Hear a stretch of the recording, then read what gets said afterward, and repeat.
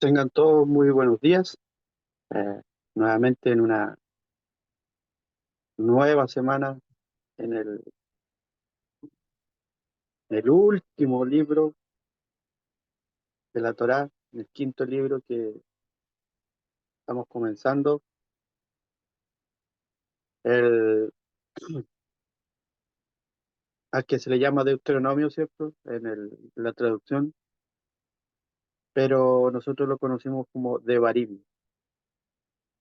Devarim, que significa palabras.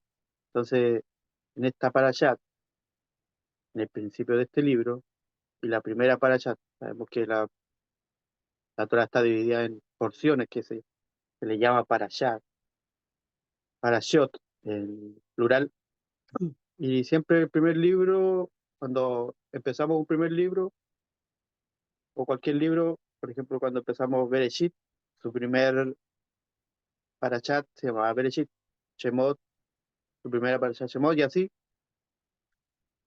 Hoy día ya estamos en el último libro y su primera parashat es Devarim, que significa palabra, aludiendo a las palabras que Moisés le, les dice al pueblo de Israel. Se dice que este libro es el único libro que escribió Moisés de su propia mente, por decir así. Los demás libros son inspiración de Dios. Dios le decía que escribir y eran como, por decir, cosas que iban sucediendo, él iba escribiendo. Pero en esta parasha, eh, en la parte donde Moisés escribe como un recuento, como un resumen de lo que pasó. Igual hay como un reproche hacia el pueblo de Israel, como les decía hace unos días en una enseñanza, que Moisés esperó 38 años para hacerle reproche. Nosotros a veces no esperamos nada para reprochar las cosas. Entonces, para ver más o menos la humildad que tenía este hombre, este gran hombre, gran maestro, gran profeta que existió, que tuvo tal elevación para poder recibir la Torá. Se dice que cuando Moisés nació, era tanto su luz que tenía que había que taparse los ojos. Al igual que cuando volvió del monte Sinaí, dice que era irresistible verlo a la cara. Era tanta la iluminación del estar en contacto con Dios que su rostro brillaba. Entonces tuvo que ponerse un velo para que lo pudieran concebir. No se podía mirar al rostro porque era tanta la iluminación que tenía. Entonces la Torá en el capítulo 1, ¿cierto? Esta, esta parasha comprende eh, tres capítulos, eh, desde Deuteronomio o Devarim, capítulo 1 hasta el 3:22. Esos son los temas que hay en esta. Hay varios temas, ¿cierto? De primera, de lo que habla la,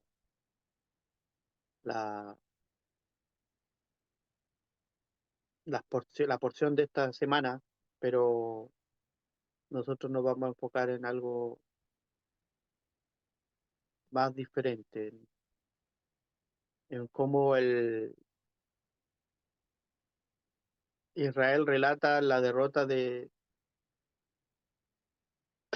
Sihón, ¿cierto? Y de su ejército.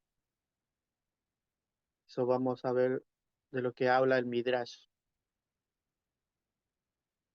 Y algunas cosas más que vamos a ir viendo, porque esta, estas parashas son medio diferentes a las otras. Entonces, cuando dice que estas son las palabras, hace referencia a las palabras personales, ¿cierto? Que, que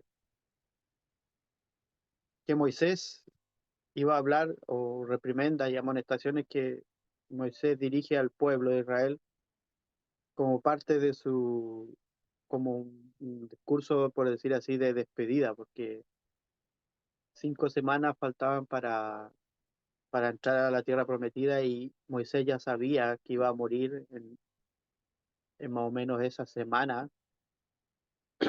Entonces le hace como un recuento, porque muchas veces nosotros se nos dicen las cosas, pero las olvidamos.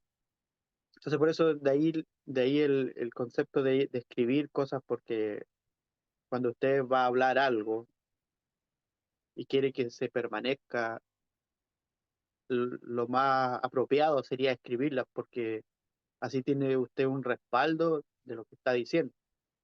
Entonces, yo creo que esa fue la orden de Dios para que Moisés escribiese todos estos 5 libros, incluso porque se venía dando de que hasta ahí, hasta Moisés, ¿cierto? Que la tradición oral era pasada de generación en generación, ¿cierto? Era, así como lo dice el nombre oral, era en dichos, el abuelo le contaba al nieto y así sucesivamente lo que Dios decía. Pero hubo una Torá, ¿cierto? Donde salen los mandamientos, los preceptos y todo esto, que debía ser anotado, debía ser escrito porque era parte de una constitución para formarse como una nación. O sea, no solamente yo voy a ir a tomar una nación y de palabra voy a decir este es el Estado de Israel y no tengo con qué comprobarlo. Entonces, todos estos preceptos, para poder formar una nación tiene que haber ley. Entonces, Dios le ordena que escriba todas estas cosas, e incluso los datos históricos, más que nada, nosotros conocemos que son para enseñanza, enseñanza de todas las generaciones hasta los días de hoy. O sea, muchas veces la gente que no sabe de esto ve la Torá, ve los escritos y dice, no, este Dios no me conviene porque es un Dios malo que mata pueblos con sus niños y sus mujeres. Ah, pero nosotros que hemos aprendido, nos han enseñado el real significado de lo que se ve ahí, no lo tomamos así. Sabemos que Dios es bueno y todo lo que hace es para un bien, con un propósito. Entonces, era como una despedida de, de su, de su estado físico de ahí, ¿cierto? Sabemos que puede haberse despedido o puede haber muerto, ¿cierto? Pero su alma siempre estuvo con el pueblo de Israel, su enseñanza, su elevación. Entonces, era más que nada que él se iba, pero del plano físico. Entonces, estas palabras nos aluden a las misbos, a los preceptos, ¿cierto? Que integran este quinto libro, sino que la voluntad divina, ¿cierto? Había decretado que estas propias palabras de Moisés fueran escritas en la Torá, e incluidas en los 5 libros, y figuraran en el texto como espirituales, o sea, como algo que hace un recuento de lo que pasaron. Por eso le hace reprimenda y cuenta situaciones y, y le hace recordar muchas cosas. La misma Torá testifica que estas son las propias palabras de Moisés. Entonces, cada versículo hace referencia a todo contenido de la Torá. O sea, si usted lee la Torá, el Devarim, todo es como un resumen de todo lo que habían pasado. Dice que estaba en Moab y dice que estaban al lado del Jordán, o sea, todavía no cruzaban el Jordán. Eso después lo hace Josué, ¿cierto? Todo viene después, el derribo de las murallas de Jericó, que es muy famoso, todo el mundo lo sabe. O sea, hay canciones sobre eso,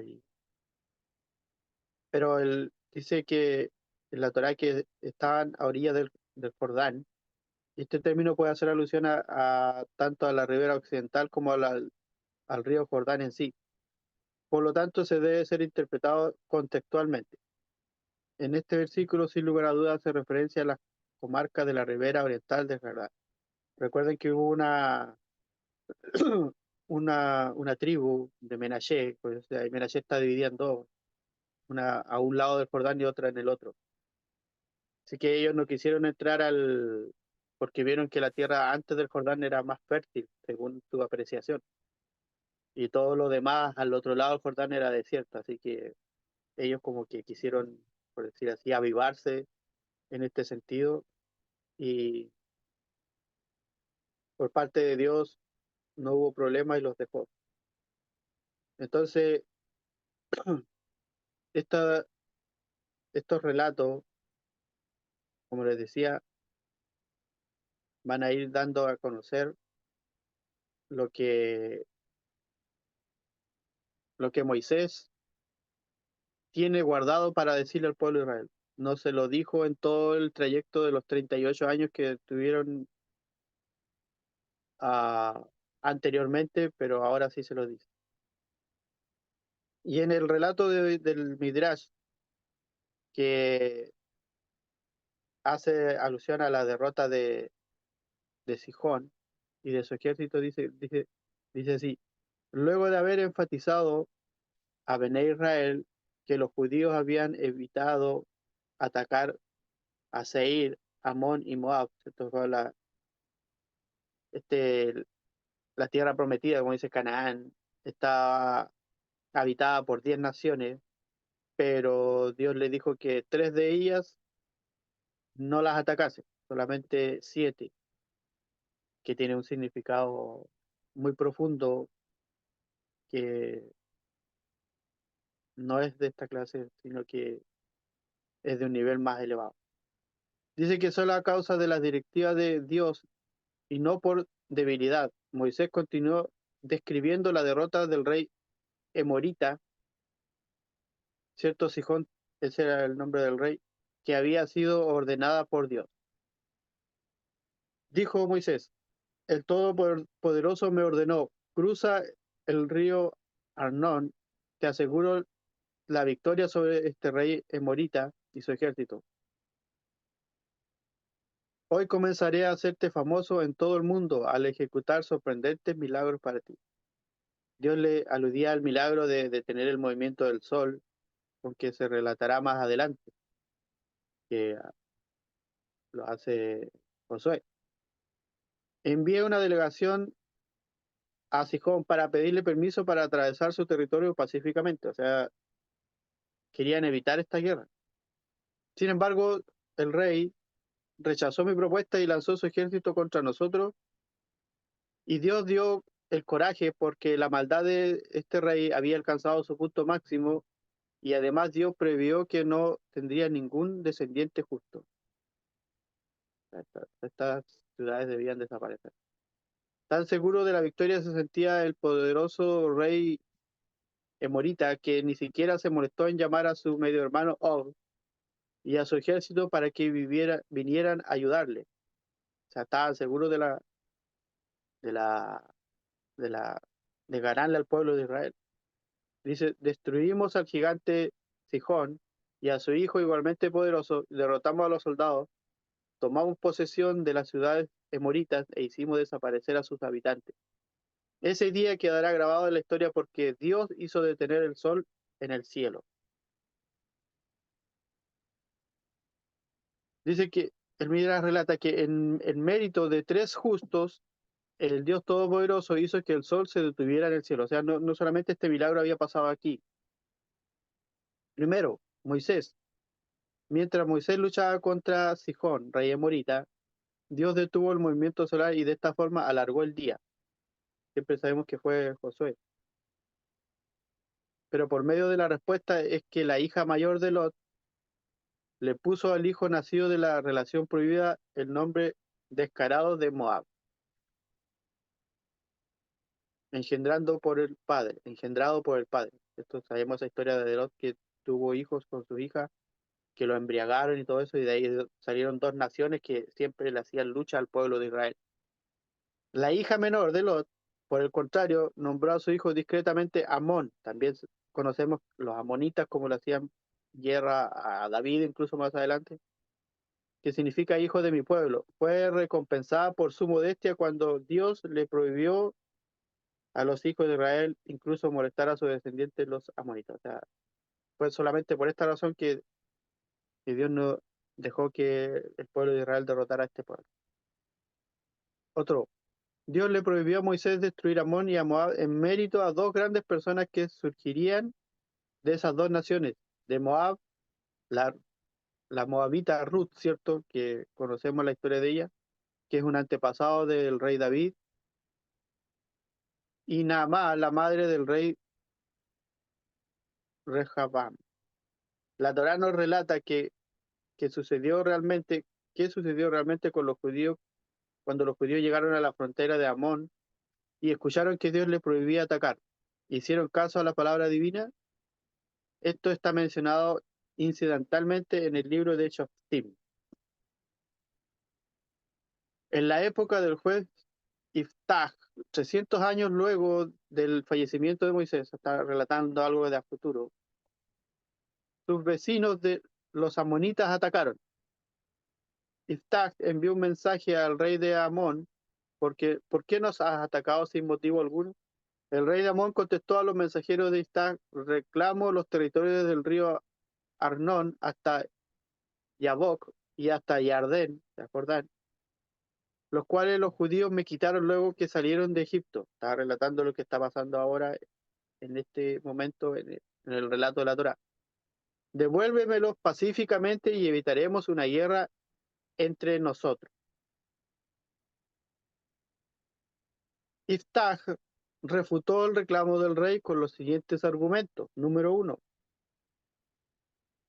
los judíos nunca conquistaron ningún territorio perteneciente a Amón o a Moab, ya que Dios prohibió ir a la guerra contra estos pueblos. Es lo que está relatando lo que está pasando ahora. Por el contrario, enviaron ofertas de paz a los reyes de ambas naciones, pidiéndoles únicamente permiso para atravesar sus territorios. A pesar de que los judíos recibieron respuestas negativas de ambos, no lo atacaron y tomaron otra ruta en su lugar. Era una de las refutaciones. Número dos, en realidad fue el rey Sihón, el Emorita y su ejército el que les arrebató los territorios que ustedes nos reclaman. O sea, fue otro pueblo que le quitó el territorio a los amonitas. Luego los hijos de Israel lo conquistaron de Sihón y solo después de haberle ofrecido la paz, como rechazó esta oferta, sobrevino la guerra. Bueno, otras razones. Número tres, como lo sabían todas las naciones después de el éxodo de Egipto, como se le llama, las conquistas de los hijos de Israel estaban guiadas por el mandato divino. O sea, no era que a ellos se les ocurriese, era un plan de Dios para hacer estas cosas. ¿Por qué tú, rey de Amón, haces reclamos territoriales 300 años después del éxodo, a pesar de que todas las naciones de aquella, Dios consideró, a pesar de que todas las naciones, mm, por una parte. Otro punto dice, Dios consideró que los ancestros de Moab y Amón se habían brindado por el bien de la humanidad en tiempos de ira, a pesar de que todas estas dos naciones le hacían guerra al pueblo de Israel. Dios tuvo consideración con ellos en ese momento. Podemos ver más adelante que en tiempos de David, de Saúl, de David, ¿cierto? Estos reinos siguieran haciéndole guerra al pueblo de Israel, pero hubo un momento que Dios no olvidaba que Amalek tenía que ser, o estos pueblos tendrían que ser exterminados. Pero esto conlleva un significado más profundo de que estas conciencias, estos son como tipo conciencias o inclinaciones, nos van a perseguir a todos durante toda nuestra vida. Y de ello es lo que tenemos que tener cuidado. En la mitad de la noche hubo un cortocircuito, esto es una parábola, En la mitad de la noche hubo un cortocircuito en la principal estación energética de una ciudad. El apagón era total. La ciudad estaba sumergida en la oscuridad. A muchos ciudadanos no les afectaba porque dormían plácidamente, como pasa siempre en esos horarios. Pero las fábricas que trabajaban de noche, ¿cierto? Que tenían turno de noche, interrumpieron su producción y los obreros quedaron imposibilitados de regresar a sus hogares. Trataron de arreglárselas para dormitar un poco en la empresa. Los panaderos que estaban preparando el pan para la mañana siguiente se vieron obligados a dejar de trabajar. El dueño de la panadería más importante de la ciudad estaba preocupado. Si no trabajaban, no habría pan en la mañana siguiente. Decidido a no fallarle a sus clientes, ordenó: todos los obreros deben continuar trabajando. Usen velas, linternas o lo que puedan conseguir. O sea, había que arreglárselas de alguna y otra forma. No le falló al pueblo. A la mañana siguiente la gente encontró pan fresco en los almacenes. Pero ay de mí, cuando los mordieron notaron que algo había salido mal. Bajo una débil luz los panaderos habían mezclado las bolsas, confundieron la harina integral con la harina refinada, la sal con el azúcar, el polvo de hornear con la sal. O sea, hubo un desacierto en todo. El dueño de la principal panadería fue demandado. El juez formuló el siguiente veredicto: en circunstancias normales, se multa a la persona que incurre en acciones irresponsables. En este caso en particular, por haber continuado con la producción bajo circunstancias adversas, para evitar que la gente no tenga que comer, haré una excepción. O sea, aquí, del mismo modo, ¿cierto? Dios decidió salvar de la destrucción a las hijas de Lot por el hecho de haber hecho. Aquí queda visto que a veces tus, tus actos, por decir así, tus buenos actos tienen repercusiones a través de los años. Estas mujeres vivieron muchos años antes, ¿cierto? En tiempos de Abraham, pero por lo que hicieron también tuvo repercusión. Entonces, a pesar de que estas hijas de Lot habían cometido incesto, ¿cierto? Porque era incesto con su padre, ellas creían que de ese modo salvarían a la raza humana. O sea, no iban a, eran las únicas hijas que él tenía, no tenía más hijos. Quizás lo hicieron con una intención buena, pero de mala forma, porque era incesto. Entonces, ellas querían salvar a la raza humana, pues luego que las perversas ciudades de Sedom, Amorai, Admai, Seboim fueron aniquiladas, toda la región estaba desolada. Esto es Sodoma, Gomorra, como se le llama en la traducción. Y las hijas de Lot creyeron que la humanidad había sido destruida como en tiempos de Noé, Noah. Por lo tanto, consideraron que sus actos eran correctos, como les decía. Ellas no lo hicieron con la mala intención, sino que en su mente ellas estaban queriendo hacer lo que hizo Noé, o sea, tratar de preservar la raza de Lot. A pesar de que Dios prohibió la guerra contra Amón y Moab, permitió a los hijos de Israel atemorizar a los moabitas. ¿Y por qué lo hizo? La razón por la cual el Dios Todopoderoso permitió vivir a Moab se explicará en la próxima sección, donde se comenta acerca de la prohibición de atacar a Amón. Esto en este mismo Midrash hay un otro tema de por qué Dios prohibió atacar a Amón. Moisés continuó: enseguida nos acercaremos a la frontera con Amón. Y Dios me advirtió: no ataques a Amón, ni siquiera puedes atemorizarlos como te permití contra Moab. O sea, Amón no sí, pero a Moab sí. ¿Por qué prohibió Dios la guerra contra Moab y Amón? Dice, tanto Moab como Amón, descendientes de Lot, fueron objetos de la clemencia divina en mérito al antepasado de ambos.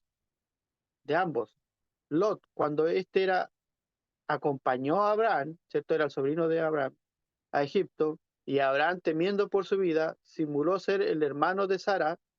Lot guardó el secreto. Al ocultar la verdadera identidad de Abraham, Lot le salvó la vida a Abraham. Por eso se le perdonó la vida y a sus descendientes.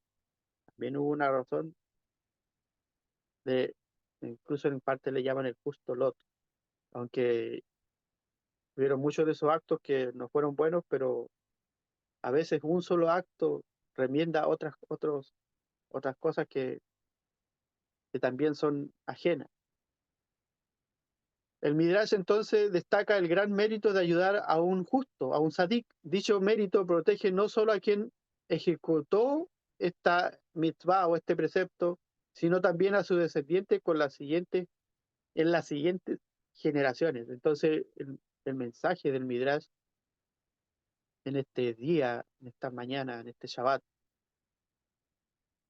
es en el mérito que tú y yo tenemos de ayudar a un sadik, de, de poder formar parte de la reparación de, de- de este mundo, ¿cierto? De este universo. Entonces no es algo menor que tú y yo estemos de alguna forma ayudando, porque nadie tiene que sentirse ajeno. Todos de alguna forma estamos en este trabajo. Más que un trabajo, es una bendición, ¿no? Algo que a veces nosotros no lo medimos, no lo dimensionamos como es, pero Dios sí lo tiene en cuenta. Imagínese cosas que tan pequeñas como Lot haber guardado el secreto de Abraham, podría haber dicho, no, ellos dos son esposos y no, pero no, él guardó el secreto porque había algo más grande ahí. Entonces, según el Midrash, dichas palabras contienen una profecía profunda para todas las generaciones del exilio. Dios aconseja al pueblo judío cuando Esab, o Esaú, como se le dice, que representa a las naciones gentiles, Edom, ¿cierto? Roma y las naciones gentiles, cuando Esab te provoca, no respondas con las armas, sino que debes ocultarte hasta que la ira se haya aplacado. Interesante, a veces cuando alguien viene y nos ataca, nosotros atacamos con la misma arma, pero nosotros debemos ser más sabios y guardarnos, como lo hizo Moisés, ¿cierto? Esperó 38 años para reclamarle al pueblo de Israel. El tema primeramente era llegar a la tierra prometida. Y luego, cuando ya todos estén bien, ya a puertas de entrar, le puedes hacer como una reprimenda. Dice que no obstante los judíos cuestionaron a Dios, amo del universo, cómo podremos escaparnos de estos gentiles? El padre de Esab lo bendijo, vivirás por tu espada, y tú pareces estar de acuerdo con él, lo que le dijo Isaac a Esab. Dios respondió, busquen refugio en la Torá, sumérjanse de lleno en el estudio profundo de la Torá y podrán soportar los ataques de Esab. Qué maravilloso.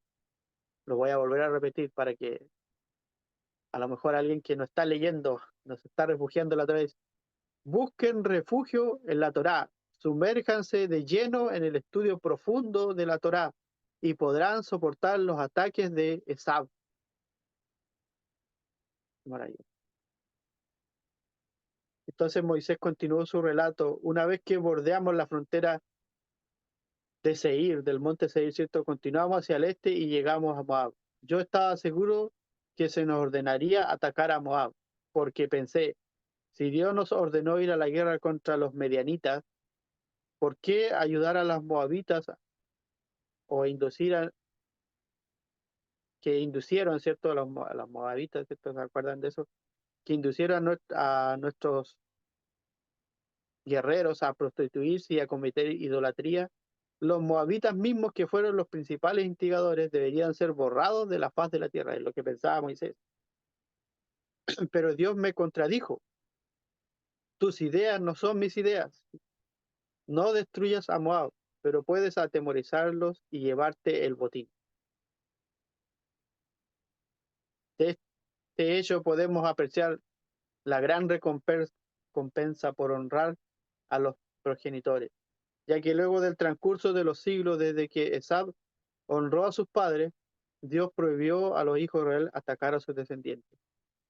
No vemos en ninguna parte que después de esto, de todo esto, después de que hubieron reyes, ¿cierto? Los reyes de Israel no eran los que iniciaban las guerras, porque ya tenían su territorio. Eran los otros territorios que venían a hacerle guerra al pueblo de Israel.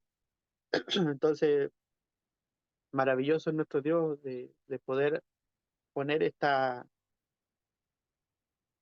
estos preceptos para que el pueblo de Israel no caiga en desconexión, no caiga en pecado. El Todopoderoso me dijo, mientras crucen el territorio de Seir, no se lleven nada por la fuerza.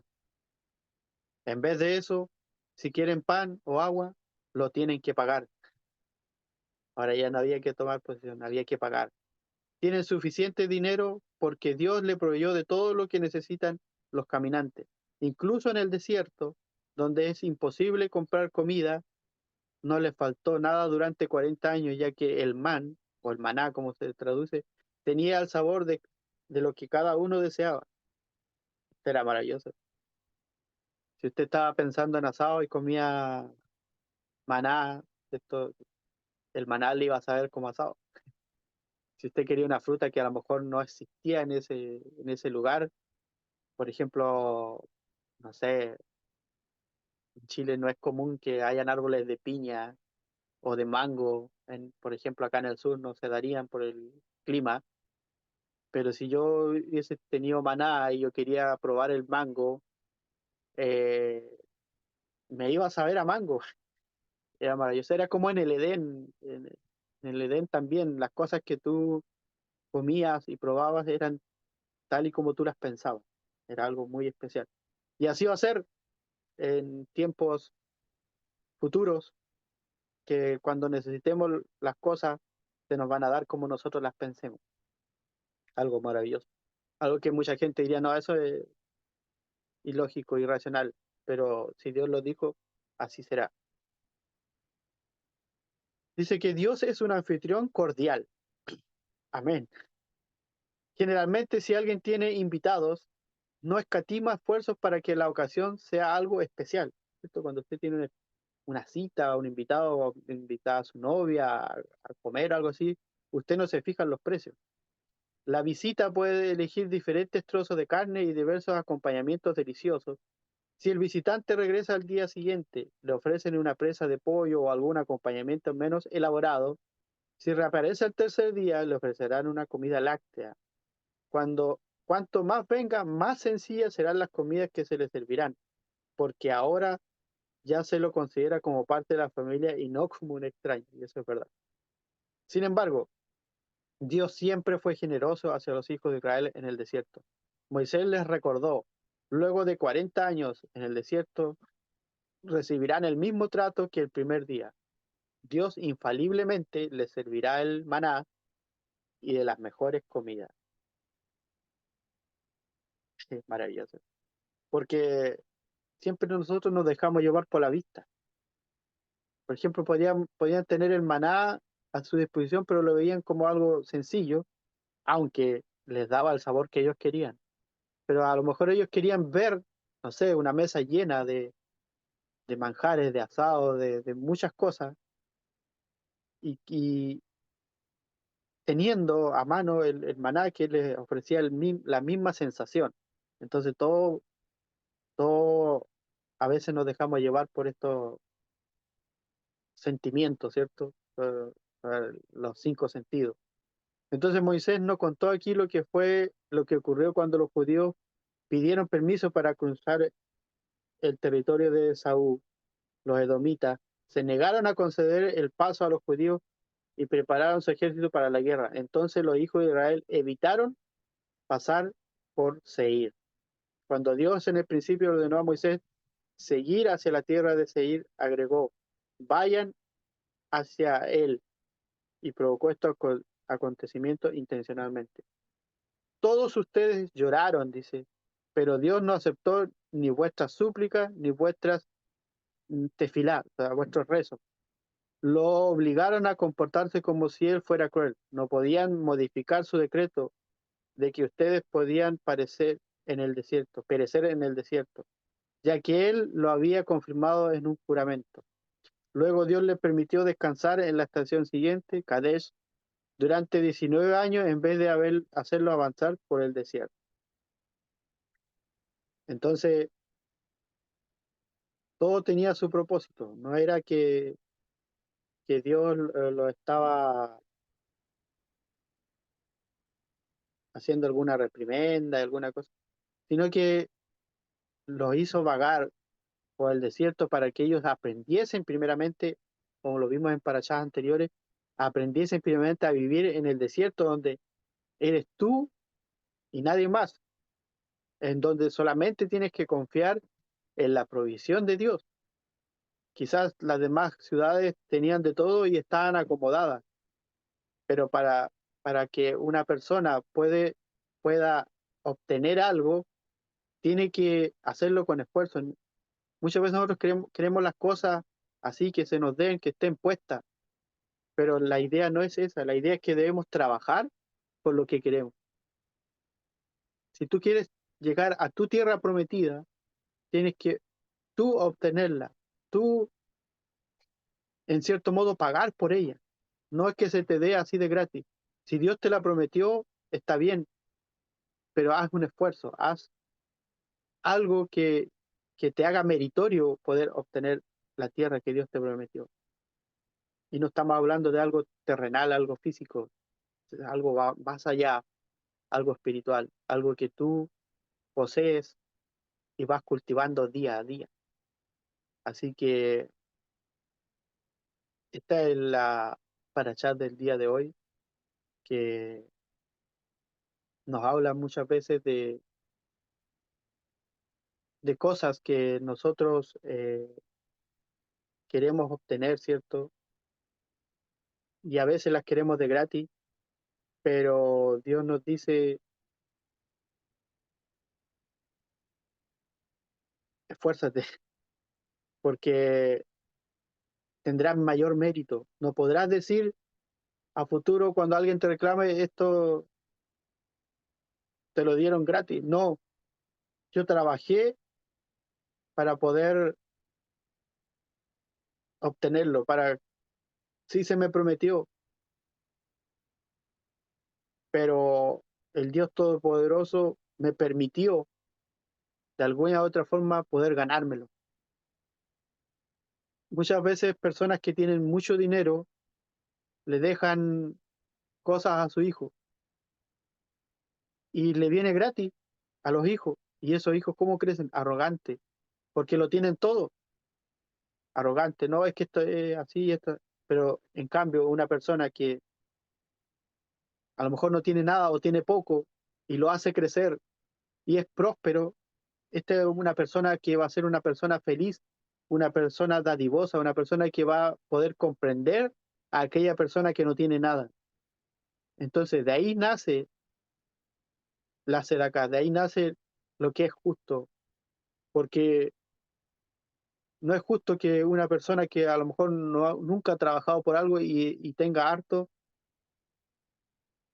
y de qué vale su trabajo, de qué vale si no ha hecho nada, pero en cambio aquella persona que, como decimos nosotros, ha sudado, ha corrido la gota por lo que tiene, esa persona cuando se levanta en las mañanas o cuando está en su mesa y ve que toda la provisión que tiene ahí se la ha ganado con esfuerzo, obviamente con la ayuda de Dios, porque Dios es el que nos da la fuerza, es una persona que va a considerar a los demás, que va a pensar en los demás, no será una persona arrogante. Entonces, yo me quedo con esa enseñanza. Yo sé que usted, al poner atención, hay muchas enseñanzas dentro de esto, pero me gustó mucho cuando Dios dijo, busquen refugio en la Torá, sumérjanse de lleno en el estudio profundo de la Torá y podrán soportar los ataques de esa. Amén. Así que esta ha sido la palabra, la parashá. del Midrash en el día de hoy. Si hay alguien que quiera decir algo, preguntar, aquí estamos.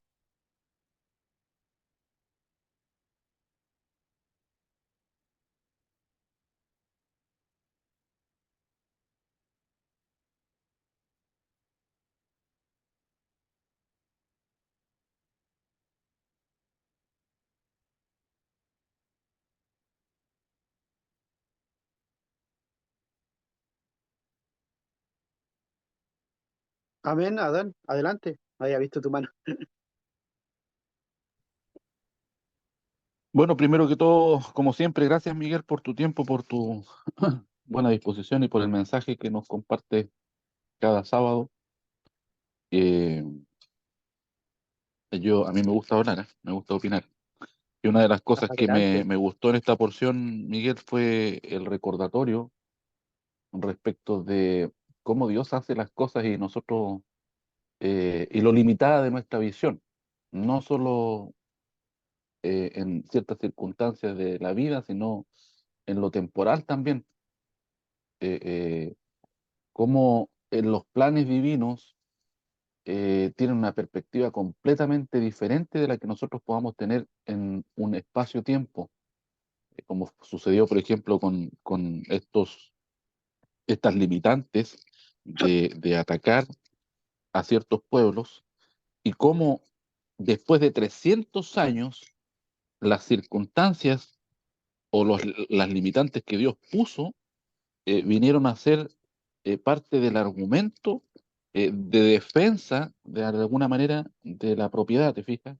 Y eso es un llamado de atención para mí poderoso en cuanto a, perdón, en cuanto a lo importante de obedecer a Dios aun cuando nosotros no entendemos. Nosotros sabemos que permanentemente estamos haciendo este llamado a entender, o perdón, a obedecer, aunque no entendamos, pero lo maravilloso del ejemplo que nos deja la historia, eh, justamente en este sentido, en el entender que nosotros no entendemos, nosotros no vemos el plano completo y vemos a veces hasta donde nos permite, ¿cierto?, la línea del horizonte, ver los planes, las actividades que desarrollamos en el cotidiano, pero Dios mira como una especie de dron desde arriba, ¿ah?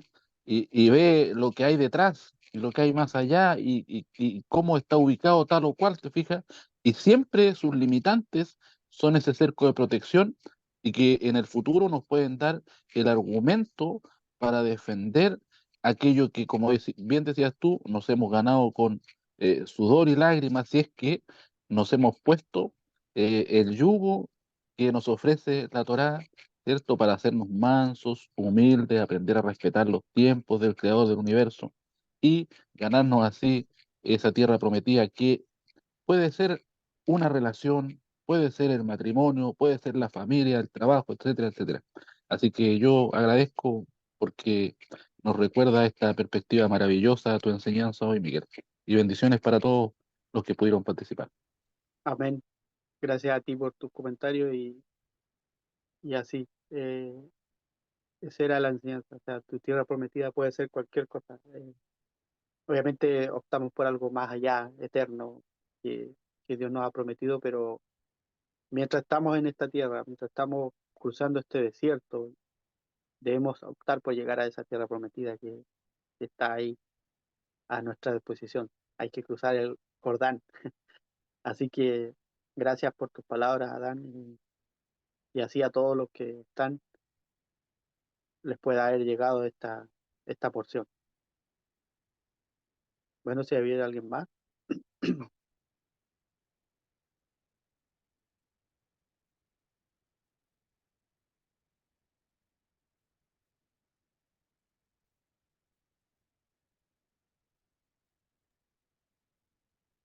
sino para allá a Jacob, está Sí, tu Miguel, turno. sí, sí. Adelante. Bueno, primero agradecer tu exposición, Miguel. Eh, Tocaste varios puntos bien relevantes y me llama la atención cómo Dios de eventos tal vez impuros puede extraer luz. Eso también me sorprendió. Eh, como, como en el caso sabemos, de Moab, luego se va a rescatar una chispa a futuro que va a ser Ruth. De Ruth también va a aparecer el rey David, e incluso del rey David se dice que después viene el Mashiach. Yes. Lo mismo, yo he escuchado a veces de los sabios que dicen que a veces Dios usa este tipo de clipá, llamémosle, para ocultar luminarias.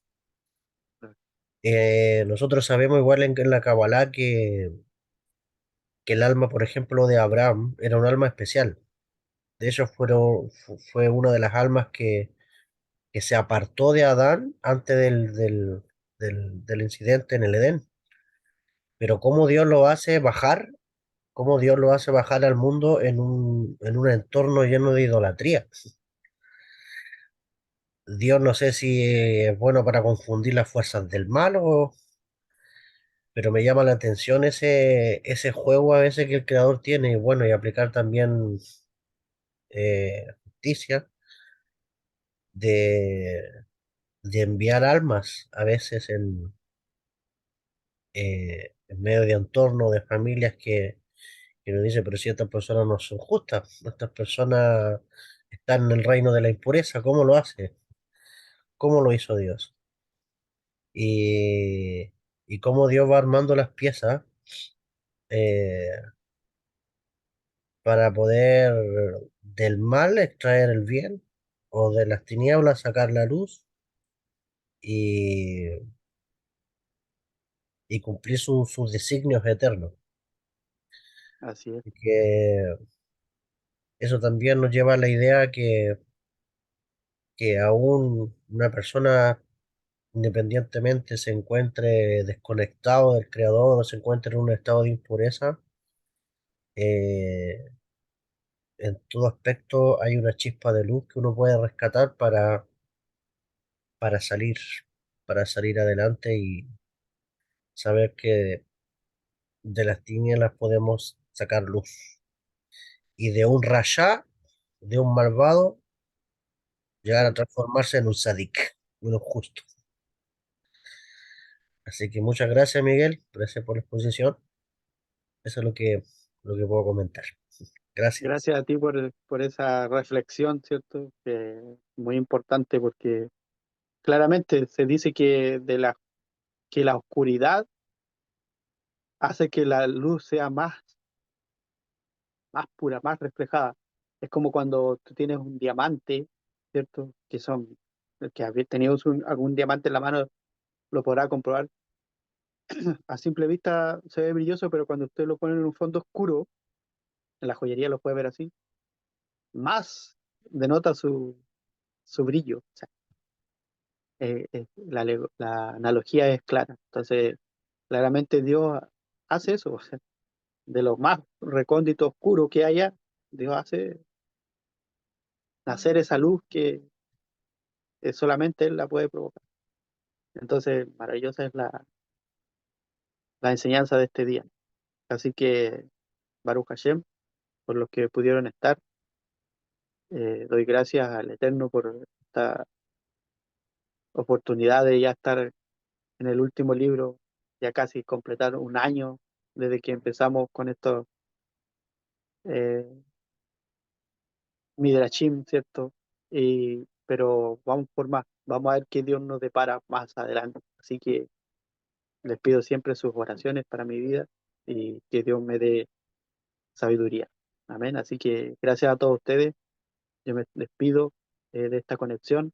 Ustedes sigan disfrutando de este Shabbat, así como todos. Y nos vemos en una próxima. Shabbat Shalom. Shabbat Shalom. Shalom. Shabbat Shalom. Gracias.